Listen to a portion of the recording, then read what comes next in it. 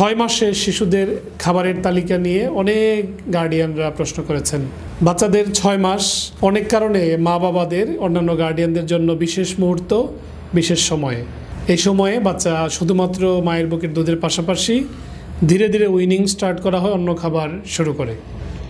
তালিকা বা খাবারের রুটিন আমার কাছে তুলনামূলক কম পছন্দের। আমি যদি আপনার সন্তানকে বলে দেই সকালে 10 ফোঁটা পানি, বিকালে আধা কাপ ডিম, দুপুরের আগে সবজি দিয়ে হালকা চটচটে করে একটু লাল শাক, একটু কালো রঙের পুঁই শাক মিশিয়ে সবজি খাওয়াবেন, পাশাপাশি একটু খিচুড়ি খাওয়াবেন, এটা আপনার জন্য বিড়ম্বনার কারণ।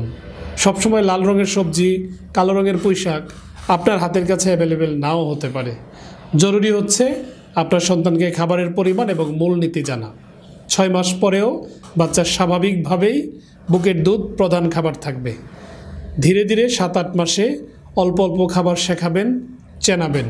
শুরুটা পানি দিয়ে করেন, পানি কয়েকদিন খেতে পারলে ফলের রস দিতে পারেন। ধীরে ধীরে খুবই নরম খিচুড়ি, 1-2টা সবজি দিয়ে দিবেন। অনেকে খিচুড়ির মধ্যে 5-7 পদের ডাল, 5-7 ধরনের সবজি দেয়। বাচ্চার পেট ফাঁপা, বমি, বদহজম বা পাতলা পায়খানা হয়।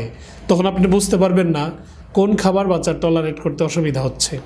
অধৈর্য না হয়ে 1-2টা খাবার দিয়ে শুরু করেন।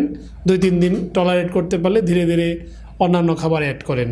আস্তে আস্তে সেমি সলিড, 9-10 মাস পরে সলিড খাবার, চটকে চটকে খাবার দেওয়া বাড়াবেন। ডাক্তার শফিক, আজ এ পর্যন্ত। আল্লাহ হাফেজ।